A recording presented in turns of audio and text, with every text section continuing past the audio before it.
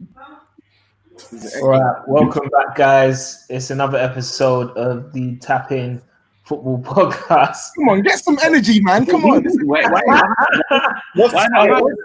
wasn't my team that was buzzing today, but obviously, Tobi, you should be buzzing. You're buzzing. You should be happy. You've had a great weekend. No. We had this all under control anyway. You see it? But I'm not going to take the stage away from Tobi's shine today. We got a few guests joining us today. Ohio, or it might be Cisco. I don't know what he's doing with. You know the vibes, baby. He's got a whole fit on today. Who do we have as guests? Ohio, do you want to introduce yourself first? Ohio, long-suffering Tottenham fan, but no suffering today, and I'm repping Touchline Hotspur. Come on. Then Dan? Hello, boys. How you doing? Yeah, Dan Potts, Arsenal fan, unfortunately, today, man. You're going to hear no positive stuff from me, I'm afraid. But you can hit me up on Twitter and at Same Old Arsenal Podcast. But thanks for having me on, man. Appreciate it. No, thank you. I'm going to get straight into it. Tobi, I haven't seen you smile so much in such a long time. You grinning so giddy. I'm going to go to you first. You're grinning from ear to ear. It seemed to be a typical Mourinho-style performance. Yep. Nothing particularly amazing, especially in the sort of victories that he carves out these days. But got the result. You must be a happy man. I'm buzzing. Absolutely buzzing. Because we had nothing left to play for. Like me, Dan Cougs and Dan Potts, we discussed this on the Same Old Arsenal podcast, that this is one of the most meaningless derbies in terms of what's at stake. But the most key ingredient with a derby is personal pride. You have to do it for personal pride. Like, bragging rights is a thing, and we have bragging rights this season. Do you get what I'm saying? We have those bragging rights. So no one can take that away from us. And the thing is, we're meant to be at our lowest. Like, this is the worst sort of Spurs side you've seen in like a good 6-7 years. And on another day, we could have hammered them about probably 3 or 4 goals today. And this is the much improving Arsenal side that Dan Cougs was saying they were going to come and get a clean sheet. I told this guy, it's not even you're looking too much into our attack. You need to be looking at your defense, because that defense is always going to give us the chance. That's the one thing I've maintained. That's why I said we're not going to lose today, because when you have those 3 at the back, there's a recipe for disaster somewhere. Has to be. And you saw it today in full effect. Mate, Kolasinac got himself an assist. He's got more assists than us this season. He's got more assists than us. Tobi, I am loving your energy. What do you think of the actual performance itself, though? In fact, hi, I'm going to go to you. Let me give Tobi a breather. He's about to collapse, man. Performance-wise, I mean, I won't say... Obviously, I'm mad happy, mad ecstatic. Like, it's nice to actually feel good after a Tottenham game for once. Performances wise, it was nice to see Kane get a touch in the box for once rather than being our best centre back. I think Aurier was at his comedic best, for lack of a better phrase. He wasn't fantastic. I think it was Tobi was really important today at the back. You know, he has been in decline, but he turned up today. You know, he justified whatever contract he was given before. I did really think, genuinely, even though Eric Dyer is not great, with the way he's been since the restart, I did think we were going to miss him. But no, Tobi stepped up really, really well. Sissoko, you know, I had some words for him on my recent pod, but he turned up today, kept it simple. Yeah, you did. I had some words, but no, he turned up, did his job. And boy, it wasn't. I don't like it being called a Mourinho masterclass, because this wasn't like when he took Inter to the new camp and set up shop and Samuel Eto'o was playing right wing back. It was because that was actually amazing defending to watch. This was just like Arsenal probably won't score. That's what it felt like. Do you know what I mean? But otherwise, win's a win, man. Take the W's. I've been shameless in the group chats. Do you know what I'm saying? And I love it. I just love it. Tobi, I'm going to come back to you one more time before I go on to the Arsenal fans. Yeah. Keep your Magnum down for about 2 minutes. It's not Magnum, it's Supermalt. Okay. I'm getting lit today, baby. Is that even Supermalt? What is that? True Malt? True Malt. It's a Reebok Supermalt. Treat yourself, mate. What did you think of the performance? Was it what you expected? And did you think you were going to snatch a win? I didn't think we were going to snatch a win, and it was the performance I expected. I know as the game opened up, we were able to create more chances because that's who we are now. That's who we are under this manager. We're not a side. Don't get me wrong. We took the game to Arsenal in the first sort of 10 to 15 minutes. I was actually quite shocked that we actually started on the front foot. We looked to be the aggressors, but in typical fashion, that's not really sustainable with a Jose system. And we reverted back to type, literally 2 backs of 4 with the 2 strikers up top. That was our tactic today. And I think the tactic also was to surrender possession to them and just remain as tight as possible and catch them on the counter. And I think towards the end of the first half, and for pretty much a good 30 minutes in the second half, they controlled the match.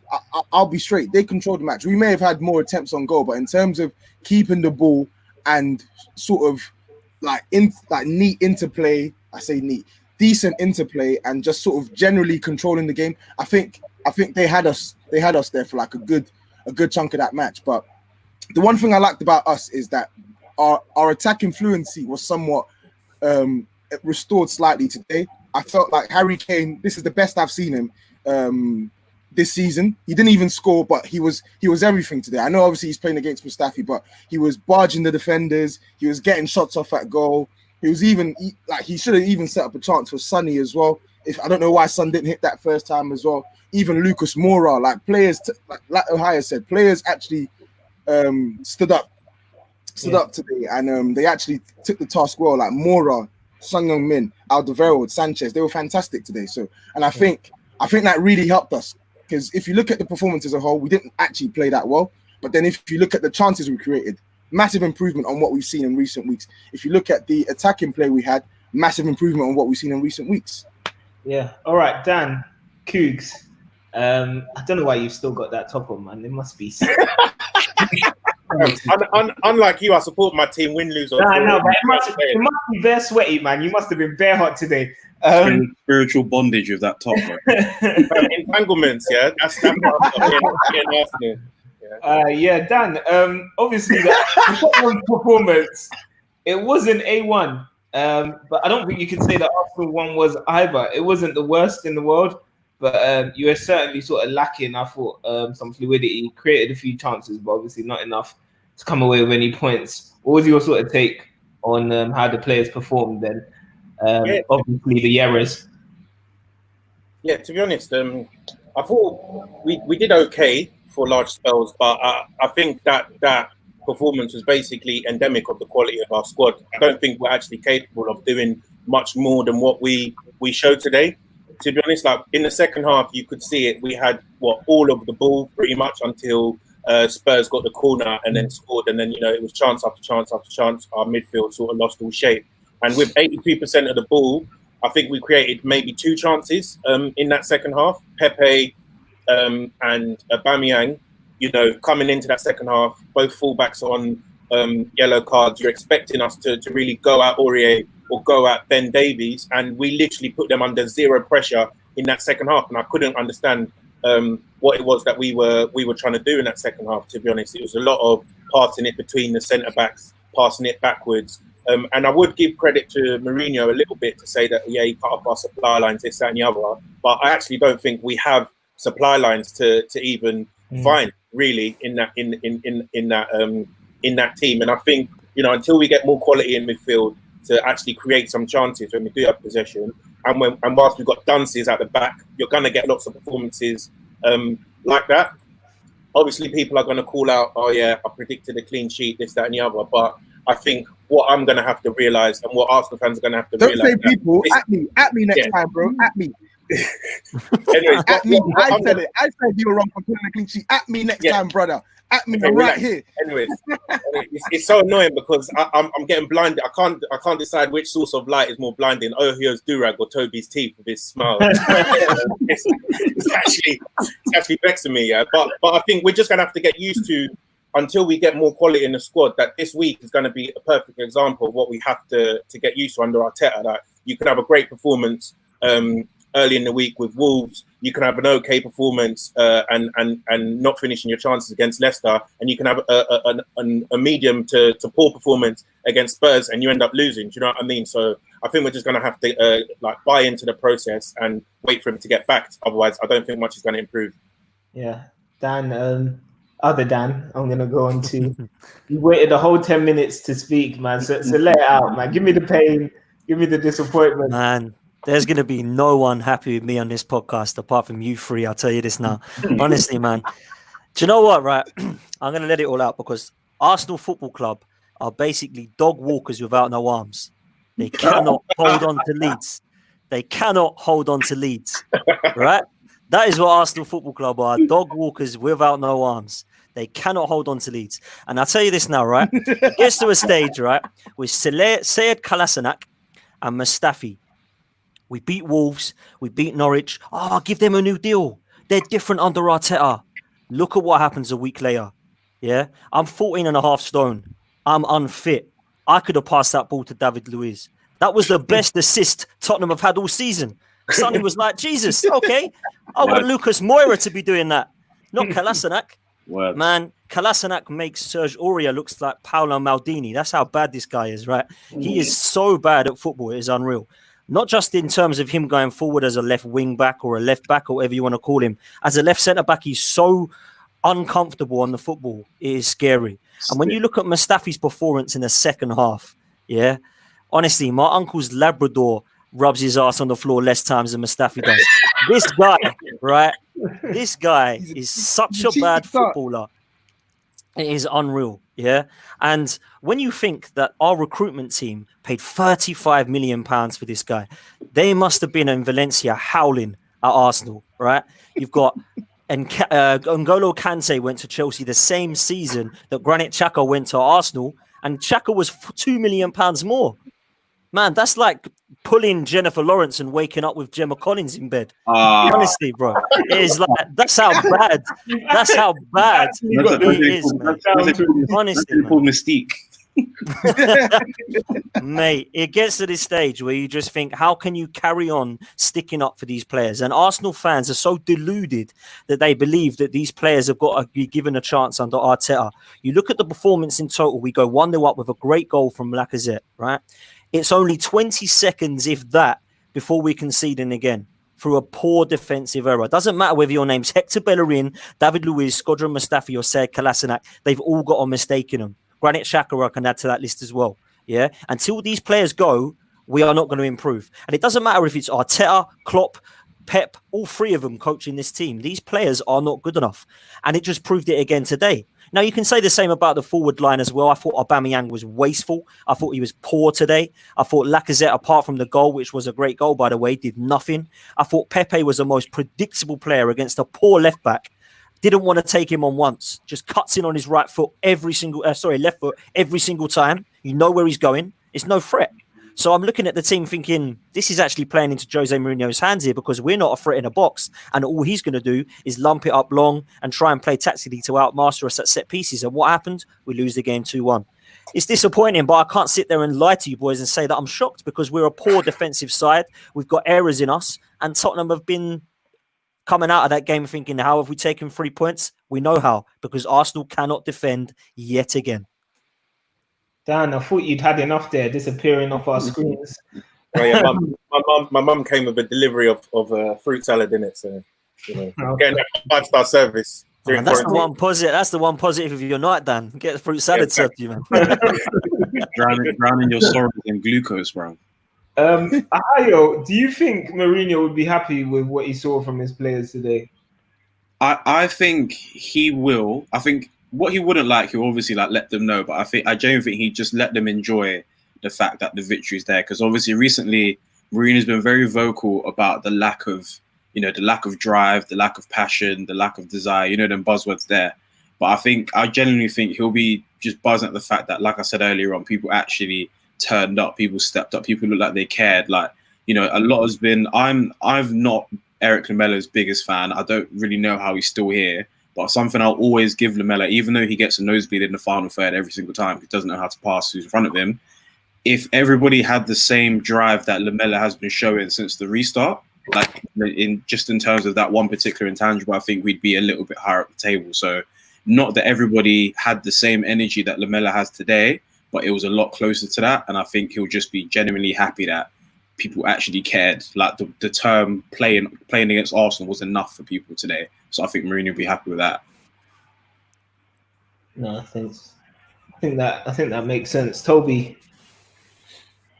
Yes. Any last words on Spurs before I still thought we were going to talk about some of the goals, to be honest, because Lacazette's goal was that was a really, really good goal. I didn't even see him doing that in a million years. Not because he can't do it, but because that type of game, he's the type of player to get nosebleeds and not do much in the game. But that was a fantastic goal. And I also wanted to talk about the player who sort of gifted him the opening that he needed to score that goal. And that's Serge Aurier. Serge. And Steve, you know it as well. Like, I used to defend this guy to the high heavens. Even at the start of the season, I was still defending this guy. But you already know I'm critical of Jose Mourinho. I still don't think he's the man for the job. And I think that was evident in the way in which we actually approached that game over the course of 90 minutes today. But I need him to do something that is going to, that he may not feel comfortable with, and that is to drop Serge Aurier, because this guy is a walking disaster. He's an absolute walking disaster. He was trying to, I felt like today he had a personal mission to undo all the good work that Davinson Sanchez was doing on that right-hand side and Tobi Alderweireld was doing on that left-hand side as well. And that fool Ben Davies is not is not any better. Yeah, I think Sessegnon ain't had game time. I think Tanganga's fit now. I heard he's got like this some back issues. But if Tanganga is even at 80-90%, I need him in this team, and I need Sessegnon on the left-hand side. A lot of people say it doesn't matter, you ain't got nothing to play for. But like these last few games should be the building blocks for us next season. They really should be. Whether it's him staying or whether it's a new manager coming in, we need to start building this team for next season and starting to understand what works, what doesn't work. And Sess ain't had a fair crack yet. And I think Tanganga, we've not seen him have a full run of games at right back. So that needs to happen. In terms of next season, though, like, because obviously both clubs have got massive financial restraints in the transfer window and stuff like that. Who do you think will do better next year under these two managers after you've seen them for being in charge for pretty much the same amount of time since November? Man, if we don't get rid of some of the players in our side, then we're going to get no better. And I'm talking about the Mustafis and Kebab Meathead and all these twats that are at the back, right? Because they suck. They suck, right? They suck. I don't care if they are improving under Arteta or whatever it is. They are terrible footballers, yeah? Nobody tell me that they can get better under this guy. They're uncoachable. So if we can clear these out and we can bring in new players, then I think we can have a promising season next season. As for Spurs, I don't know what their financial position is, but I mean, I still believe that our future is fairly bright. I'm not so sure about Tottenham. It all depends if they can keep Harry Kane, I suppose. Yeah, I think with the added year, obviously, Arsenal's players, some of the young guns coming through will be a year more experience. But I don't know how much time we're actually going to have in this transfer window, right? So we could see teams starting up again with pretty much the same team they ended the season with. And with Tottenham's team, it looks dire, but I think with Arsenal's team, it's an equally techie situation. Dan, do you think Aubameyang's going to end up staying? Me. I should probably have addressed you, Black Dan. I actually think he will. Not because that's his first choice or anything, but I just don't think anyone is actually going to fork out the money for him. And I think, we've offered him the contract. I think the rumours are saying that he'll look at that if no other teams come in for him. Right? I think Barcelona are probably the main ones that want him. Maybe there's talk of Madrid as well, but I'm not too sure that either of them have got the cash. Or even if they do have the cash, will want to spend it on the likes of Aubameyang. So I actually feel encouraged that he will stay. What that says about his own personal ambition, I'm not too sure if he does sign. Because if I was him, I'd be looking to go to a better club as soon as possible, really. But I'm slightly optimistic about him signing a new contract. Yeah. Go ahead, Tobi. I was gonna say, I was gonna ask Ohio what he thought of our midfield today, because I felt that Giovanni Lo Celso, we saw the good that he can do in terms of his driving runs and even his ability to actually play forward passes. I felt like today we saw, like, especially that pass to Son when he's won the ball back and he's played the pass to Son on the left-hand channel.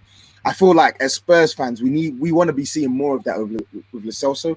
I also felt that we saw some of the bad in Lo Celso in terms of giving away stupid fouls and just being a bit too tentative with the ball. Like at times there was no punch with him, and he has the ability to beat players and he has the ability to make those forward passes. So we need to see it more often. And it's weird as well because I actually think he's had a better season than this guy personally. But Danny Ceballos was really good today.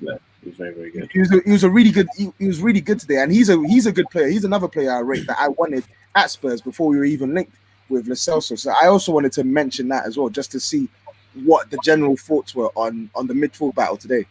I think you've covered it quite well. I think as individual players, I think Lo Celso's better than Ceballos. Obviously, the roles that they're being asked to do right now are quite different.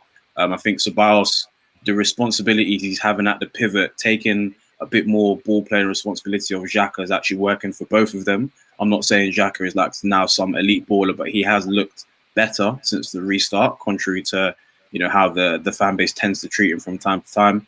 I don't know if maybe because it was kind of like a slightly more rigid 4-4-2 today, and we didn't have a lot of the ball, so maybe that might have restricted Lo Celso quite a bit, because I can't really remember a time where he would have consistently played in a 4-4-2. He would either be deeper in a 4-2-3-1 or in a 3 or as a 10. So maybe that might have affected him a little bit.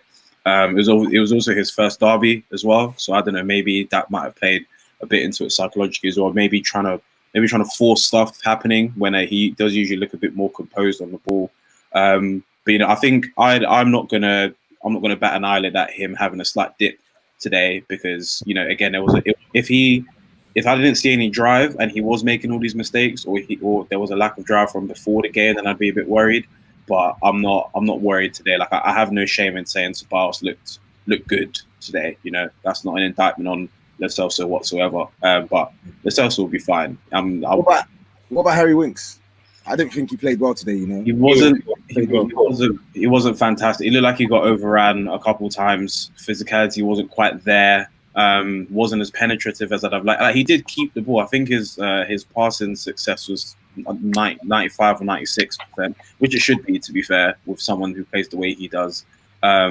He wasn't great, and it's a case where like I'm a mild fan of Harry Winks. I don't have stocks in Harry Winks FC or anything, but I would love, that's a position I would love us to be able to upgrade in, but we our P's are going to our old manager right now, so I can't even dream of upgrades at the moment. Fam, can you imagine? Our P's are going to our own manager. Yeah, our old manager. Oh, so both Dans as well. One of your biggest sort of fan representatives, Robbie, he made a statement yesterday that really rattled my spirit. He said that Nicolas Pepe was better than Son, and I'm gonna keep banging on about it because I can't believe we're even discussing this. Yeah, let's. I don't think anyone here or most people listening will agree with that statement. In it, I think let's just allow that. Yeah, Dan, I can tell you're frustrated. You don't want to talk about this.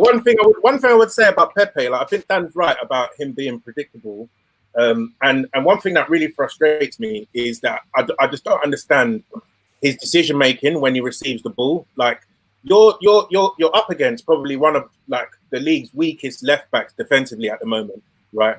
And you have all of this skill at your disposal. The guy's on a yellow, and you're not doing anything to run at him, run behind him, ask him any questions whatsoever. He doesn't want it.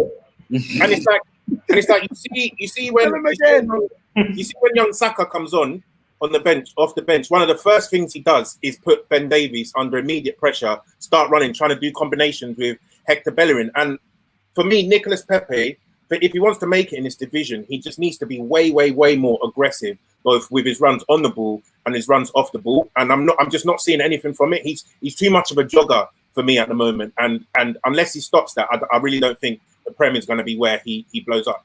72 M's. And Son was fantastic today as well. That's for me. That's the best. That's the best I've seen Son in 2020. Irrespective of all his goals he scored in Jan Feb, that is the best individual performance I've seen from Son in 2020. He was fantastic today. Yeah, I thought he was good. Although there was a point where I thought he should have squared it to Kane. Yeah, he's moving a bit too selfish. Greedy. I know.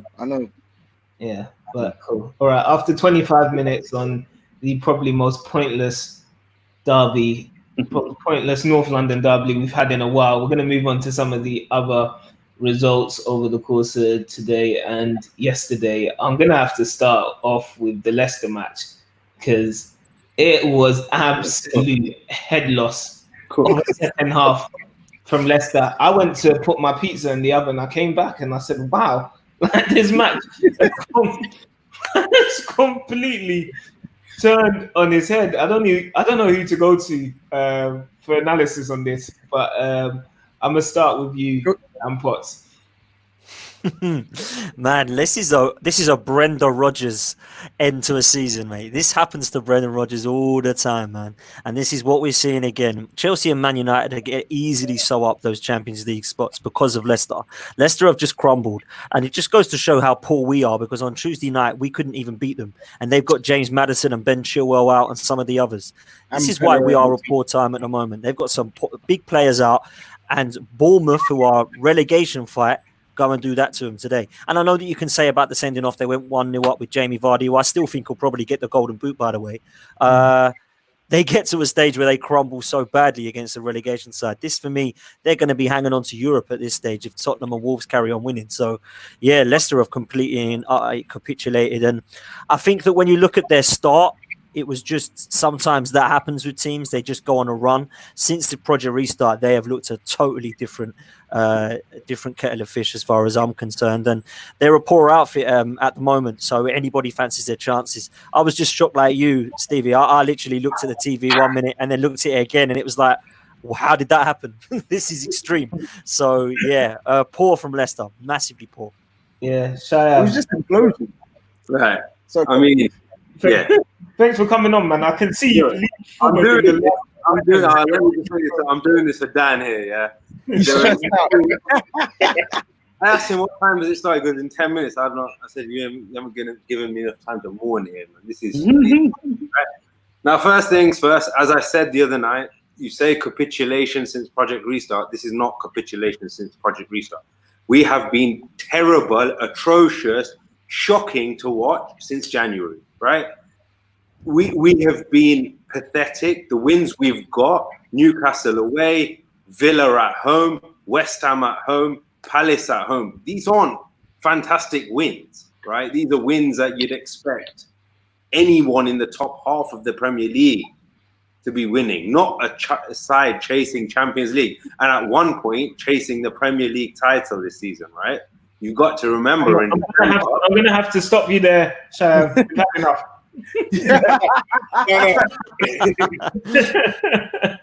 But yeah, let's just say it's still in our hands, right? We now have to do the unthinkable. We've got to beat Sheffield United. We've got to go to Spurs and beat them, and we beat United, we get top four. It's been so bad, but it's the fact that I can still say it's in our hands it scares me. Yeah. Right? Today you've seen a game of two halves. I mean, you guys said you've seen that first half. Bournemouth offered nothing, right? There was just nothing there. We were in complete control of the game. We had chances, didn't take them. Second half, I mean, Kasper Schmeichel's distribution this season. Jesus. What is he doing? Right? At least you can make a save, though. At least you have a goalkeeper that can make a flipping save. All right. Don't even start on distribution. Hold yours is. One man can't even kick a ball. He can't collect the ball. He can't save anything. So let's not go there. But what do you think is the reason, genuinely? I know you said you haven't played very well. Why is it that you don't feel like you're playing very well? Like there must be. I know you've not had Pereira for a while. That's a big factor. I mean, you've got Christian Fuchs out wide tonight. You could see he's just not the player he was 4 or 5 years ago. That's one factor. But why else do you think that it's just not working for Leicester? Yeah, you've got to remember this is a very young team, right? And the way they started, as you said, I think exceeded everyone's expectations, including their own. right? When you're sky high and then you have 3-4 results that are bad, it's then a real test of mentality. And if you've got youngsters there, the likes of Chilwell, the likes of Maddison, the likes of Tielemans, it's how are they all going to react and sort of unite together to come through this? And clearly we've struggled. We just haven't. We've had chances like the Carabao Cup semi-final. You go and win that, and suddenly there's a rejuvenation in the side or something to kickstart your season again. We've just not had that. And yeah, it's been difficult. We lack creativity. And today, our heads have dropped. That as soon as Schmeichel's made that mistake, all heads have dropped. What Soyuncu is doing is you can't do it. That is the maddest head loss I've ever seen in the 6 months. Bro, he knows he's made a mistake. I can't believe Solanke scored against him, yeah. So he's just like, I'm not taking part in this anymore. Yeah. I mean, oh mate, I wish I saw some of that yesterday. I would have kicked McGoldrick, honestly. Absolutely ridiculous. And Zaha and Benteke, you know. What was it? 2 years since his last goal. You know, I keep talking about Chelsea. I'll stop. No. You know what? You know what's crazy? I know obviously we're going to talk Chelsea, but you know what's crazy? The fact that, because I was saying it to Clinton, who was on the podcast a couple of weeks back. In the past 2 weeks, we've seen Dwight Gale score, Christian Benteke score, David McGoldrick score, Dominic Solanke score. We have seen some of the worst strikers in the Premier League score. Does that not say everything about defense? That just shows you like how poor defense generally is. Like, I mean, you saw Mustafi tonight. I mean, today, like that was a disgrace. I mean, even in the lead up to, I think there was the one where he dived in and he wasn't even like a meter away from Kane. And then I feel like, to be fair, he made a good save. Tackling, that's what that was. Yeah, honestly, it's just tragic. But that's you're talking about teams like Arsenal, you're talking about like clubs like Chelsea. I mean, to be fair to Leicester, you guys have been pretty solid at the back. I do think losing Pereira is a big factor. The Soyuncu, he lost his head today. I mean, to be fair though, Wilson did push him into the net. That probably triggered him a little bit. Sasha, we can't do that. There is no to be fair. Like Steve said, he made his pizza. I had literally just got in and I just caught up on the highlights and I'm just chilling on my sofa. I've checked my phone to scroll through messages. I've looked up and I see Kasper Schmeichel head loss number 1. I look up again, I see Kasper Schmeichel head loss number 2. And then I see Soyuncu head loss number 3. They had like 3 implosion moments. There was no need though. Like Bournemouth weren't even playing that well. That's the thing. Like Bournemouth weren't even doing that much until obviously the red card, and then they were pinging it about. But and the thing is with Leicester though, like I know you say, it's a young side and whatnot, but you know, that young. Like the thing is, Brendan Rodgers has been there and thereabouts. He's managed in the Premier League before. He's managed at the highest level, you can say. He's had a title challenge before, whatnot. You've got the likes of Jamie Vardy there, Johnny Evans, Kasper Schmeichel. You know, they're all Premier League. There's a good spine. Leicester have a good spine though. You've got experience there that should be able to, sort of put an arm around these young lads and say, like, get your heads down. We're a good side. We can play football there. So I don't really think that's a valid enough excuse. And then again, I think Leicester have been unlucky in that you've had injuries to key players at the wrong time as well. So I think the first one was Ndidi around that January time. I think he is probably irreplaceable in your midfield in terms of he's the only one who is there as a destroyer and whatnot. And he comes back, then all of a sudden, Jamie Vardy's goals dry up, right? And then without his goals, you don't really have much else. Then Pereira's out for the season. Then James Maddison's injured and stuff like that. And I think a lot of that the culmination of injuries and bad form hasn't really helped you to the extent. But whether or not that justifies the capitulation that we've seen, I'm not quite sure. To be honest, I don't think it does. But Shyam, I wanted to ask you, in terms of Leicester's transfer business going forward into the next season, what area do you think needs strengthening the most? The most. There's a few places I can think of, to be honest with you.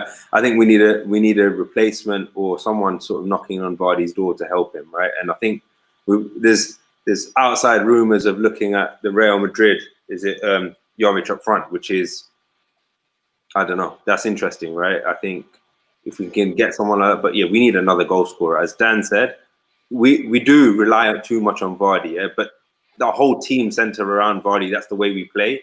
That's the way we structured the team. That's why Puel didn't do well, because he wasn't playing to our main players' strengths, right? Rodgers has turned that around and playing through Vardy, but we do need somebody to help him score goals. Maddison was doing it, sort of chipping in here and there. Iheanacho, unfortunately, he looked brilliant at City when he was there, but look at the service he got at City versus what you get here. It's just not the same. I think defensively, go on, Toby, what are you saying? You're on mute, I think. Yeah, sorry. I was going to add, and someone's just touched on it here as well. I've been screaming since you sold Mahrez that you lot need a winger who can actually remain consistent for the majority of the season. I don't think you've replaced Mahrez. We're 2 seasons in now. I said it last summer as well. I said that Perez deal for 30 million was highway robbery. I said that was a waste of money.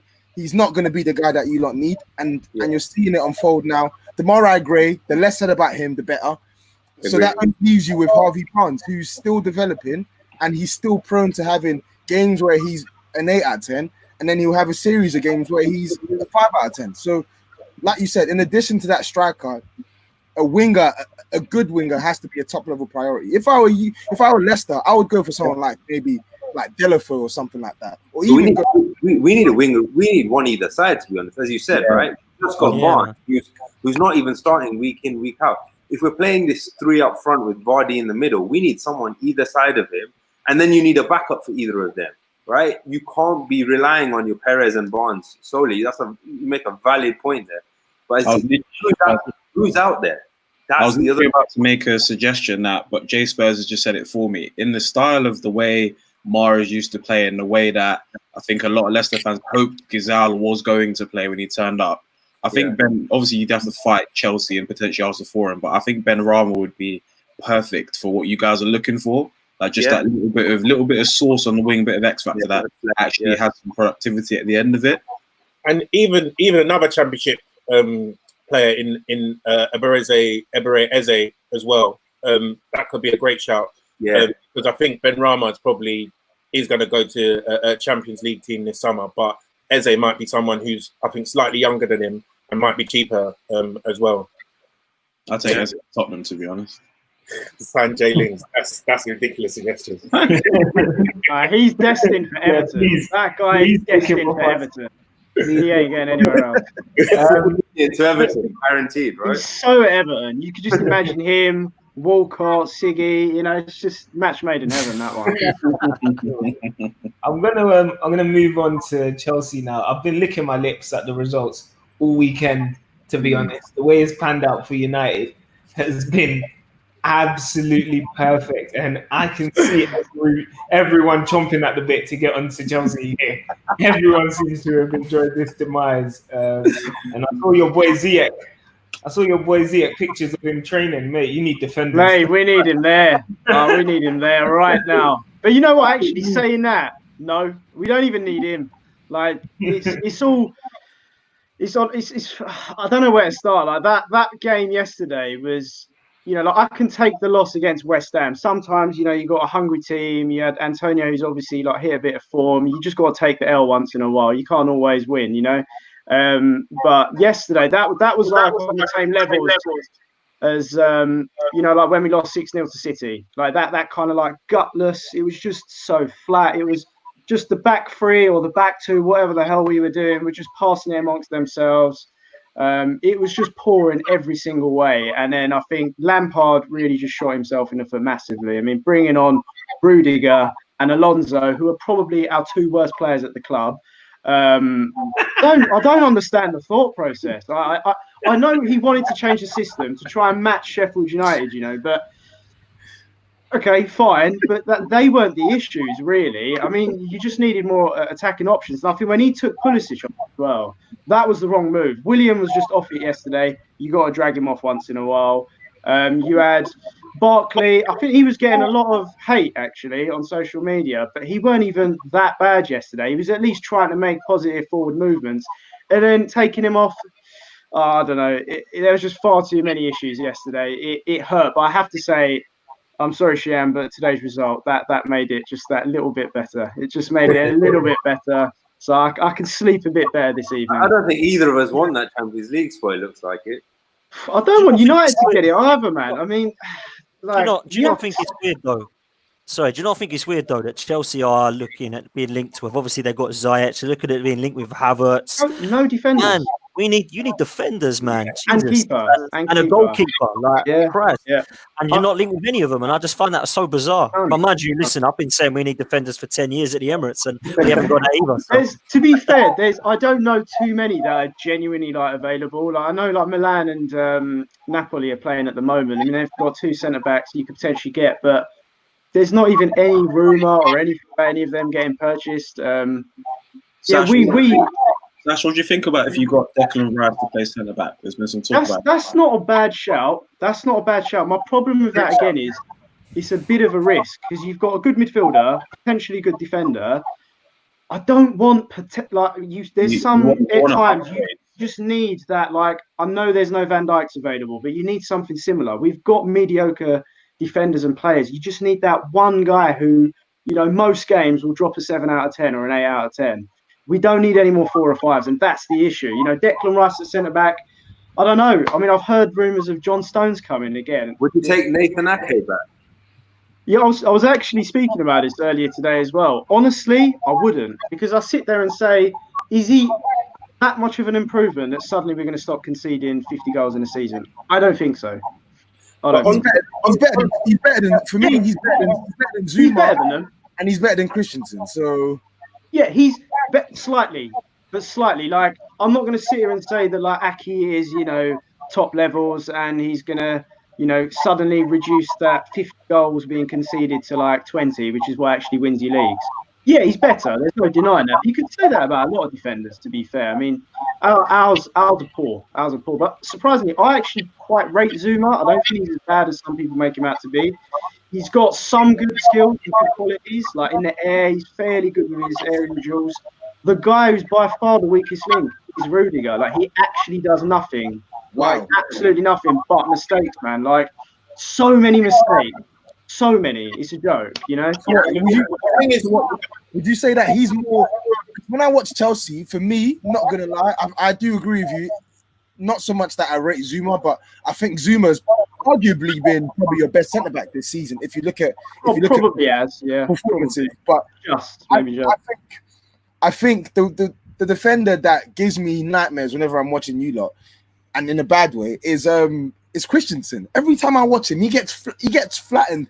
He's such a soft touch. I think when opposition teams see him in the starting lineup, they target him because they know that he's someone that they can bully. He's for all his qualities on the ball, he gets absolutely battered in some matches. Yeah, he does.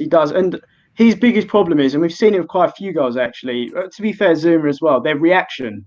Those second balls after the keeper's made a save, or if something hits the woodwork, they're not sharp enough. They're not clever. They're not quick enough to just try and clear it. They're kind of expecting and hoping that the ball goes wide or the keeper makes the save. And when you already know, and I've made that clear, our keeper ain't making that flipping save. Like you've got to be even more sharper. You've got to try and clear it, win that second ball, but they don't, and that's our issue. We've tried a few combinations, like we had Tamori, we had with Zuma, then Rudiger came back from injury, we incorporated him, and then later on in the season, Christensen and Rudiger.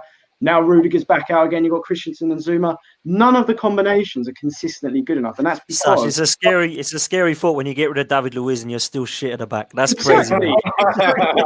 Exactly. You're worse even. We're worse. Yeah, sorry.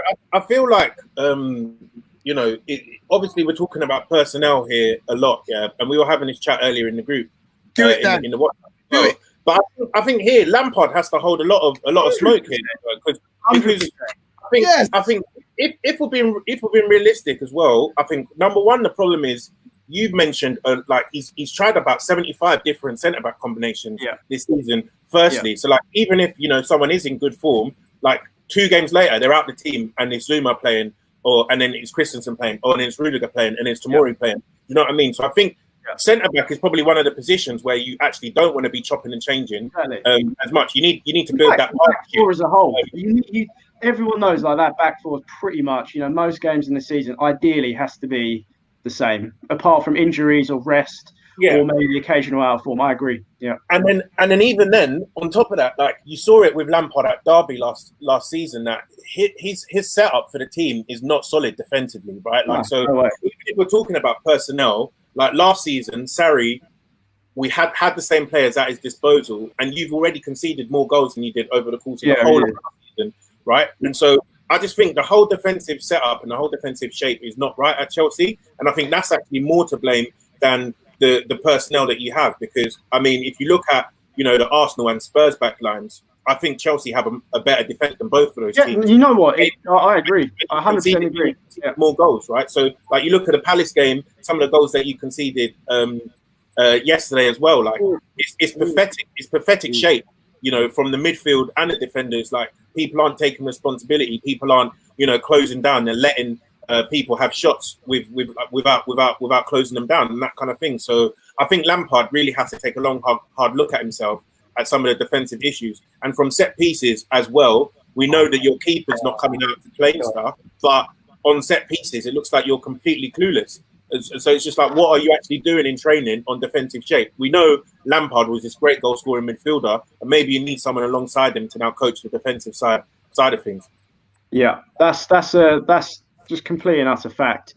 The set piece thing, I mean, part of that again goes to the keeper, because you do need that authority in the box. You need someone to come and take the pressure off your defenders, collect the ball. That's paramount, firstly, which we don't have. And there's this kind of running, I don't know, like made up thing that we're this really small team. Well, for most of the season, Alonso, not sure. Tammy, not sure. Giroud, when he plays, not sure. Christensen, Zuma, and Rudiger, none of them are short, Barkley, not sure. Like, no one's particularly short. If anything, we're probably a little bit flipping taller than we were last season. I don't really know where it's going wrong with the set piece thing, because it's so bad. I mean, we have like 70% possession in most games. My heart's in my mouth as soon as the opposition just has one corner. That's just not right. That's just not how it should be. 100% Lampard should take responsibility, especially like yesterday. Really, that just showed how naive he is. That just showed how inexperienced he is. He made some silly mistakes. I mean, hopefully he learned from it, but I feel like he's had quite a few opportunities to learn with regards to the defensive problems. As you said, like so poor from set pieces, both scoring and defending. And, when you're seeing your centre-backs doing overlaps and, it's just disgusting, absolutely disgusting. And you've got Jorginho as well, who's obviously not able to do what Kante does and recover. So, awful. It's going to be interesting next season. Obviously, Tammy's been a bit off the boil since January, I'd say. Before that, he's been off the boil since that peak, around October, November time. Yeah. He's slowly been declining. Yeah. Chelsea fans seem to want Giroud starting, but obviously you've got Ziyech. Ziyech started training with you, and you've got Werner coming in as well. How would you line up your front three next season, given the attacking options you have? I personally, I'm a big fan of Giroud. I'm one of those guys who I just feel like whenever he plays, the people around him are up for it as well. Like one of the problems we had yesterday, when Tammy's up top, like nothing sticks. So I feel like the players know that when the pressure's on, they can't clear it, and hope that, Giroud, for example, he'd be able to take it down, maybe win a free kick, maybe, flick the ball on, and then you've got the runners to get the second balls. But with Tammy, the players probably feel like, I can't really lump it long, so I've got to overplay it and pass and dribble, which is what happened with Mount. Lost the ball. Well, that's not the only reason, of course, but I feel like that could play a part. And then obviously, a few calamities later that the ball went in the net. So I would still start off with Giroud up to begin with. I think it's a lot of pressure on Werner to just put him up top on his own and think that he's just going to, score 30 goals a season. We've done it before and we've made mistakes. It happened to Torres, didn't work. Happened with Morata, didn't work. We've just got to learn from those mistakes and maybe just kind of gradually get Werner and Ziyech involved. Pulisic is doing well, so there's no need to force the issue with the new signings. Probably gradually get them in would be better. So I'd start with Giroud still if he's at the club. Can we actually give some credit also to the opposition as well? Can we give some credit to Bournemouth? Yeah. No, wait. Bournemouth in the space of the last 3-4 days have managed to keep one clean sheet, get 4 points out of 6, and score 4 goals. So I think they deserve some credit for that, even though Leicester imploded. Yeah. And Sheffield United are undefeated against all the London sides this season. They didn't lose. They are such a good team. They are such a good team. And if Liverpool didn't win the league the way they have, he's got to be manager of the season. I mean, I still think he should get it. Maybe 100% he should. He's just. I think he should get it. I know Klopp's done a madness, but I think he deserves to get it because look at his squad, man for man. That squad has no business. No way. No way. I'm here complaining about my defenders. Look at their defenders. On paper, are they any better? No, but they're just so well drilled and they're just good as a unit. And they're just, I mean, there was just no comparison. Look at how compact they were yesterday. They didn't give us one chance, apart from like the opening 30 seconds when Pulisic missed a cross or something. And then that was it, pretty much for the rest of the game. Yeah, I agree. I think the opposition, Sheffield United, have been absolute class. Yeah, they have. Shout out to Goldrick as well because he busts his ass all. He's been busting his ass all season, been missing chances. But like, if you actually watch his all-round game, like I feel sick saying this, but he's actually not a bad footballer because he works his socks off and he's not bad. He's a nuisance, but he just can't finish to save his life. No, he's like your modern day Zamora, but he's frustrating from like a Chelsea perspective. Come on, Bobby was way better than that. Come on. Yeah, but I mean, but like that guy that you can play with him, but he's not scoring more than like 3 goals a season. You've got to put some respect on Bobby's name. Come on, he was good. He was good, but let's not. Come on, let's not go that far. Come on, Goldrick got his first goal of the season. Yeah. You can't legislate that. We're in July. All I know is our next game is against Norwich, right? If any of you are betting men, Pookie is going to have a fucking field day. That is all I'm going to say. He hasn't scored in 12 games. It's happening. We're going to make him look so flipping good, honestly, no matter what defenders we're playing. Pookie's not scoring again this season. Yeah, he will. Just the Chelsea game. Just the Chelsea game. He'll score 2. 2 times for Solanke. That second goal was disgusting. That was good. Yeah, it was, but we waited 40 games for it. So it's hard, man. Big Tom. No, I'm happy. Pardon? I said, give him some slack. Cut him some slack, mate. He's sending his team back to the Championship. I'm not cutting him any slack. But that moves us nicely on to Aston Villa today, who actually got a win, surprisingly. Looked like it could have gone either way for large parts of that match. But yeah, managed to pick up a win, 2-0. And at the bottom of the table, it's looking interesting again because obviously, given their result, they might have thought they'd be clear of Bournemouth, but Bournemouth have obviously come in and done the business today as well. How do we see it now in terms of who's going to get relegated? Does everyone think the bottom 3 as it stands are going to be the guys to go, or could it change? Tobi, I'm going to go to you first. I think Watford are in trouble, not going to lie. I still think that if there's anyone who is at risk of losing their spot, I think it's Watford, because I think their fixtures aren't easy as well. They got they got West Ham next away. They have to win that game. If they win that game, I think they're as good as safe in my opinion. But after that, they've got Man City at home, and then they've got Arsenal away. And both those matches, they're taking L's, in my opinion. So I think they're at risk. Even though they've won 2 games back-to-back, I think they're at risk. But generally speaking, I would expect Aston Villa to go down. So really and truly, it's between Bournemouth and Watford. You really think Watford are guaranteed to lose to Arsenal? 100%. I think it's set up for a Troy Deeney house. I'm not gonna lie. Yeah, I wouldn't be that. Not that Arsenal play necessarily badly, but at this stage of the season, like, it's hard to call it. It really is. I mean, look what happened today. Look what happened yesterday. And when Mustafi's in defence, anything's possiit. So, I don't think they'll beat us at the Emirates personally. No, probably not win. Probably not win. No. If it was their ground, I would say they could get something out of it, but I think we'll win at the Emirates. I think Sean's got to go. So before you go, Sean, who do you think's going down? I think it is as it is. I think Villa and Bournemouth will go. I think Watford will get something at West Ham. It is at West Ham, right? Yeah, that's going to be a good game. I think Watford get something there because West Ham are one of those sides, right? They'll go on the road, win 4-0, and then typical 1-0 defeat or something at home. That's West Ham all over. We've seen it the other day against Burnley, right? They're just one of those sides. I think, I just don't see. Even today, you see Bournemouth put 4 past us, but we capitulate. I just don't see they have enough. I think West Ham play Villa on the last day, right? Yeah. Yeah, so I mean, I just don't see Villa and Bournemouth getting out of this. No, I agree. But let's see. All right. Cheers, lads. See you later, man. That's me, man. Take care. Take care, bye. Yeah, lads, I'm going to chip as well. All right, thanks for having me on. Cheers. All right, boys. Nice to meet you, man. See ya. Cool. Back to the original 5 then. Cool. I'm gonna try and keep this pod to under an hour. So, Tobi, Yeah. I know I'm criminal of cutting matches too short. So, where do you want to go next? Because I care very little about the matches.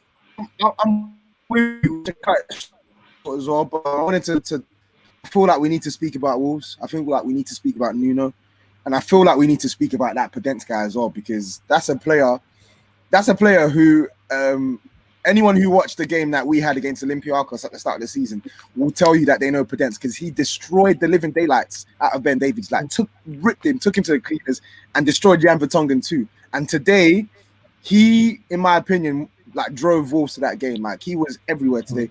I didn't get to finish watching the last 5 minutes, but I have no doubt he surely would have got man of the match in that game. And I think Wolves are here to stay. I think Arsenal and Spurs, they got no chance of getting the European or the Europa League spots, in my opinion. I think it's definitely going to go to Wolves or Sheffield United. Yeah, it was an impressive performance from them today, without Traore as well. Like you said, Podence came in, did a solid job. Some good finishes from Wolves as well, some fantastic goals. And yeah, it just seems like across the course of the whole season, they've just been consistent. I thought they might run out of gas, obviously, towards the end of the season. But we've obviously had COVID to give them a break. Does anyone think they're real contenders for the Europa League? I think definitely. I think it would be silly to rule them out completely. Is their game? Have they already had the first leg against Olympiacos? Yeah, won that one. Yeah, they're winning the tie, I think. Yes, I think the draw will be very, very interesting. But I would like to see Wolves. I think it would be really good accolade for Nuno to click for Europe. I think that would be fast for them. Definitely. Yeah, probably out of their reach though with United in it. But,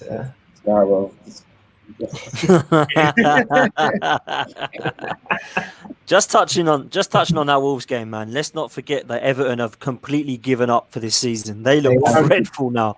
Jeez. Carlo Ancelotti came in and he made them give them stability. They looked organised. It was a manager that I always respected. The last few games against Spurs and now against Wolves, they've just been like, our season's done. We can't win anything. We don't care. We're not going down. We're not going up. Let's just go and have a laugh and have some beers. Like, they look so bad, man. They look so bad. It's unreal. And I need them to give money to Ancelotti to replace that shambles of a keeper. Jordan Pickford. All you can do is shout. Do you know what infuriates me the most about him? When he makes these errors, he's always smiling. Like, I think he has to, innit? I think he has to, so he doesn't make it. It doesn't look as if, like he's done a matching basically. Like, he has to sort of like watch it. But he knows replays exist. So what's it like?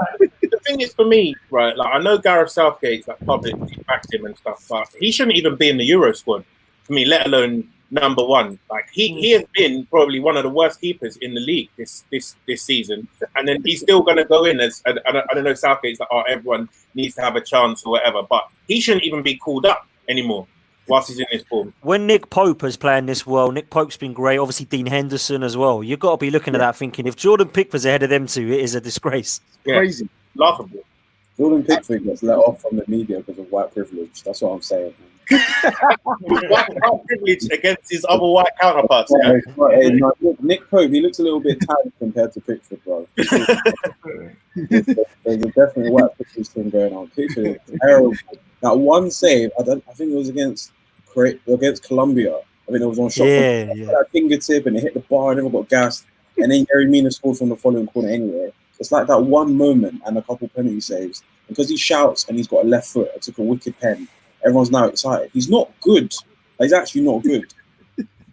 And you know what's crazy as well? I was watching, for some reason, it was just on the TV. It was like a flashback of England at the Euros 2016, and it was the Iceland game. And if you saw it, they showed the first goal that Iceland scored. Joe Hart just fumbling, and I'm just thinking, this is going to be England in 2021 if they take Jordan Pickford. This is legit going to happen. They need to take advice off their previous failings at Euro 2016 and not make this guy a starter. Yeah, that's the thing. I think that's the one good thing about obviously Euros being delayed another year. England have got some players coming through, but more importantly, we can see enough howlers from Pickford that it can't be a decision anymore whether to take him or not. He just cannot be. Cannot be starting. I'd generally be so. You know how the way Southgate was very quick to drop Kyle Walker because it's not the style of fullback he wants. He has to have the same energy. Yeah, Pickford. Like Pope is decent enough with his feet to play the way that Southgate wants to play. Like, it just wouldn't make sense if Pickford starts over Henderson or Pope. It wouldn't make any sense. Yeah, it wouldn't. Cool. I think that brings us to a close. Some of yesterday's fixtures, obviously Raheem getting a hat-trick at City, Liverpool drawing. Does anyone think they're still going to get the record points tally?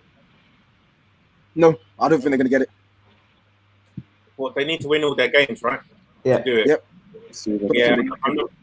I don't know, because I feel like they'll beat Chelsea at home. I feel like their other game. Who's their other games against? Newcastle away on the last day. They got us, didn't they? They got you. They'll beat Arsenal. At the end, I think they can get three. I think they can get 3 wins. Personally, Yeah, I do. I think they'll get 3 wins. Yeah. I think they. Yeah. I'm not sure. I don't think they will. I can see Chelsea for some reason. I can see Chelsea getting a point at Anfield. I really can. I didn't expect them to drop points to Burnley. I thought Burnley was going to be cut and dry, like 3 points in the bag. But I can see them. I can't see them losing, but I can see them dropping points for sure. One game.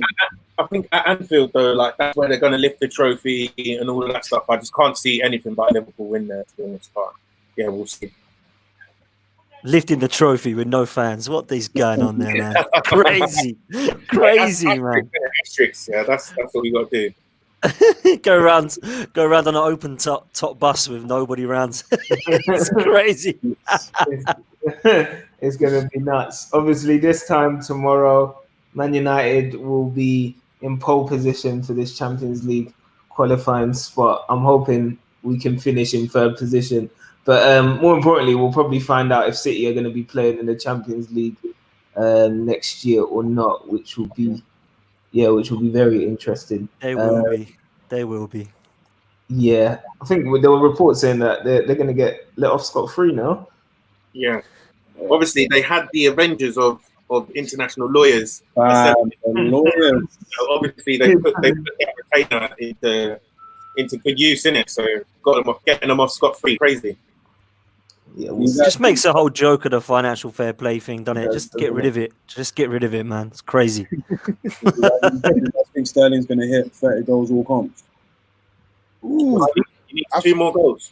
I think he's on 27 now. He needs 3 more. I think he can get it. Yeah. Likewise. They still got Champions League as well, so. Champions League. Like, is that going to count as this season, though? Yeah. Of course it is. Why wouldn't it? But isn't Champions League next season? Like, it will be finished before the next season. starts. Oh, okay. Yeah. Okay. Cool. All right, I might be going mad then. Yeah, I think he should get to 30. That'll be nice for him.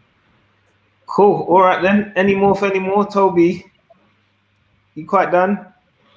Ahayo. I'm happy, man. How's it? First top. Where's PSG?